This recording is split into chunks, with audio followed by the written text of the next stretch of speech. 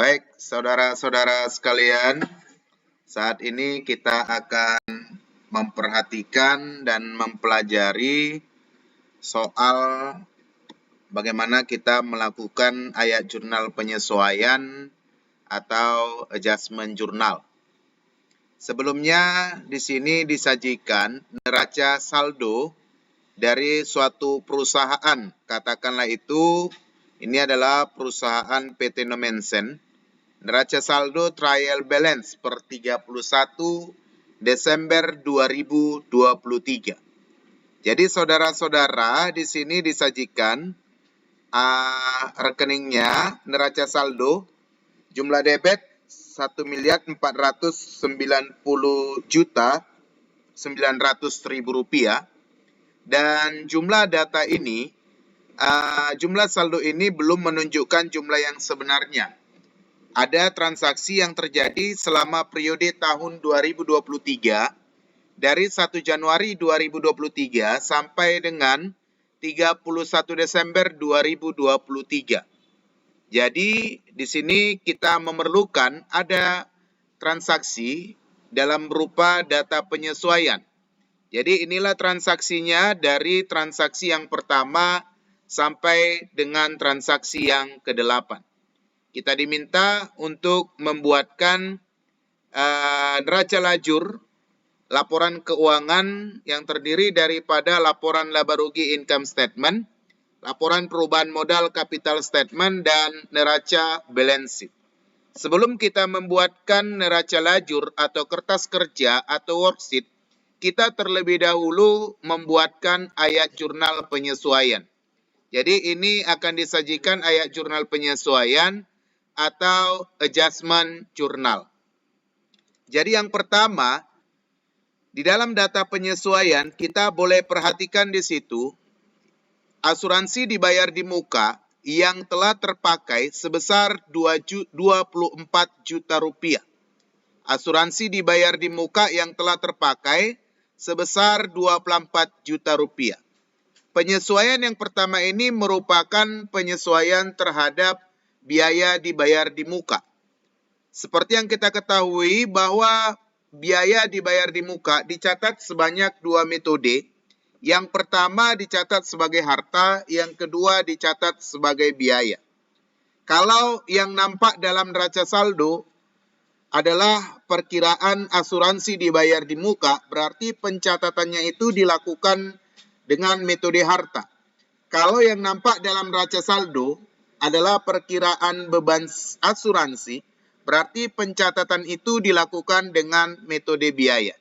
Dalam hal ini saudara-saudara, yang nampak di dalam neraca saldo adalah asuransi dibayar di muka sebesar 37.900.000. Berarti pencatatan itu dilakukan dengan metode harta. Karena yang nampak dalam neraca saldo adalah asuransi dibayar di muka. Dari 37.900.000, di sini dikatakan bahwa asuransi yang telah terpakai adalah sebesar 24 juta rupiah. Jadi saudara-saudara, penyesuaian terhadap biaya dibayar di muka dicatat sebagai harta karena yang nampak dalam neraca saldo adalah asuransi dibayar di muka sebesar 37.900.000. Berarti kita boleh melihat asuransi dibayar di muka 37.900.000 dari 37.900.000 yang telah terpakai atau sudah dilewati itu sebesar 24 juta rupiah. Berarti yang belum terpakai atau yang belum dilewati adalah sebesar 13.900.000. Maka dalam hal ini penyesuaian akan dicatat sebesar asuransi yang telah dipakai atau asuransi yang sudah dilewati sebesar 24 juta rupiah. Karena asuransi yang dibayar dicatat sebagai harta. Ingat ya, karena asuransi yang telah dibayar itu dicatat sebagai harta. Kenapa tadi? Karena yang nampak di dalam neraca saldo adalah perkiraan asuransi dibayar di muka sebesar 37.900.000, berarti itu dicatat sebagai harta. Jadi asuransi yang telah dilewati sebesar 24 juta rupiah, itu artinya apa? Bahwa 24 juta rupiah dari 37.900.000 itu merupakan harta dengan nama asuransi dibayar di muka yang sudah berkurang, yang dicatat di sebelah kredit. Dan 24 juta rupiah itu merupakan biaya yang sudah menjadi biaya. Nama biayanya ini adalah beban asuransi yang dicatat di sebelah debit. Jadi penyesuaiannya kita harus melihat bagaimana posisi harta dan bagaimana posisi biaya. Jadi karena 24 juta ini ya, beban asuransi 24 juta rupiah ya, itu sudah menjadi biaya, ya kan? Berarti dicatat di sebelah debit, berarti jurnalnya beban asuransi debit 24 juta rupiah dan harta yang sudah berkurang dengan nama asuransi dibayar di muka di sebelah kredit 24 juta rupiah, dan inilah jurnal penyesuaian yang kita buat. Beban asuransi debit 24 juta rupiah dan asuransi dibayar di muka 24 juta rupiah. Selanjutnya yang kedua, depresiasi kendaraan untuk tahun 2023 sebesar 70 juta rupiah. Jadi data yang kedua ini merupakan penyesuaian terhadap kendaraan bermotor. Ya, penyesuaian terhadap kendaraan bermotor. Jadi tadi berarti beban penyusutan, ya, beban depresiasi kendaraan bermotor 70 juta rupiah debit dan akumulasi depresiasi kendaraan bermotor 70 juta kredit. Itu yang kedua. Yang ketiga, depresiasi peralatan kantor untuk tahun 2023 sebesar 3.900.000. Jadi penyesuaian yang ketiga ini merupakan kembali juga penyesuaian terhadap penyusutan aset tetap. Ya, dalam hal ini peralatan kantor, berarti jurnalnya adalah beban depresiasi peralatan kantor 3.900.000, kemudian akumulasi penyusutan peralatan kantor 3.900.000. Ya, itu untuk yang ketiga. Yang keempat, bunga wesel terhutang sebesar 33.400.000. Jadi yang keempat ini merupakan penyesuaian terhadap biaya yang masih harus dibayar, ya. Penyesuaian terhadap biaya yang masih harus dibayar. 33.400.000 berarti jurnalnya adalah beban bunga wesel 33.400.000, kemudian utang bunga wesel 33.400.000. Itu yang keempat. Yang kelima, dari seluruh pendapatan diterima di muka sejumlah 1.250.000 diantaranya telah diakui sebagai pendapatan untuk tahun 2023. Jadi yang kelima ini saudara-saudara adalah penyesuaian terhadap pendapatan diterima di muka.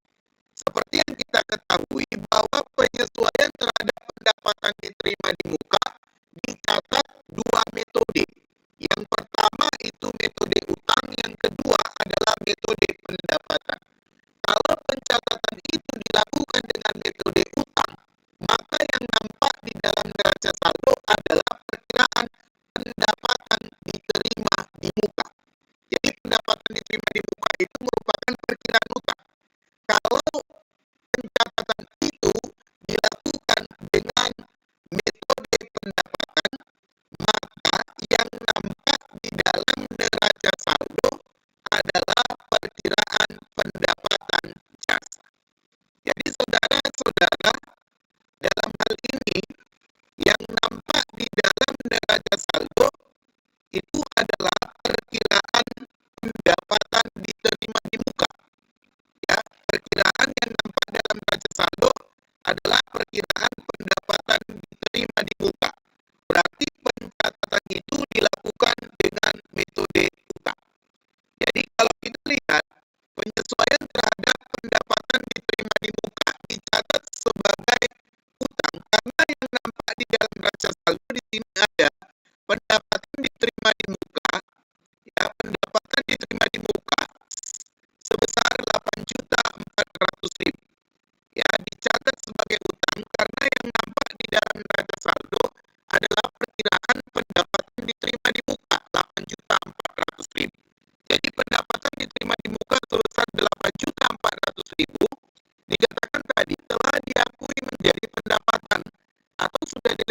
sebesar 1.250.000 yang belum diakui menjadi pendapatan, artinya belum dilewati, yaitu sebesar 7.150.000.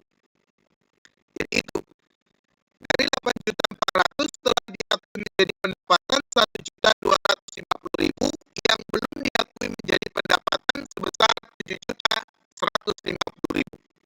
Maka penyesuaian karena yang nampak di dalam neraca saldo adalah perkiraan pendapatan diterima di muka, berarti itu dicatat sebagai utang, ya kan?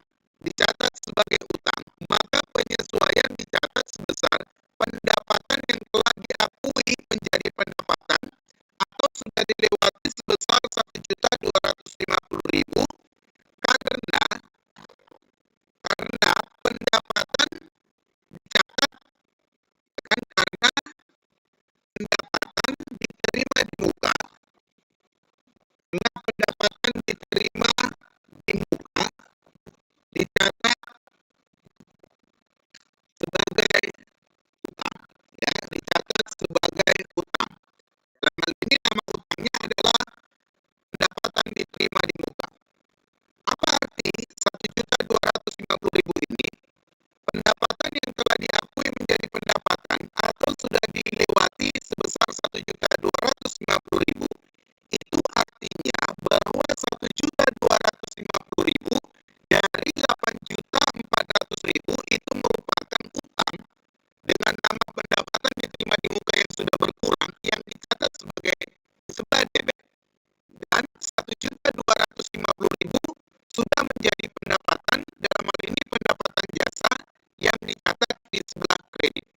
Jadi ini dicatat sebagai pendapatan, dicatat di sebelah debit dengan nama utangnya dicatat di sebelah debit karena utang sudah berkurang, dengan nama pendapatan diterima di muka dan sudah menjadi pendapatan dicatatkan di sebelah kredit sebesar 1.250.000. Penyesuaian yang keenam, data penyesuaian yang keenam, kita boleh lihat gaji supir bulan Desember yang belum dibayar itu adalah 8.400.000. Gaji supir yang belum dibayar sebesar 8.400.000. Berarti ini merupakan penyesuaian terhadap biaya yang masih harus dibayar. Jadi yang keenam itu penyesuaian terhadap biaya yang masih harus dibayar. Berarti jurnalnya adalah beban gaji debit 8.400.000, kemudian utang gaji kredit 8.400.000. Yang ketujuh, pekerjaan servis kendaraan yang diselesaikan bulan Desember 2023 4.700.000 belum diterima uangnya, ya, belum diterima uangnya. Jadi belum diterima uangnya berarti itu adalah pendapatan yang masih harus diterima.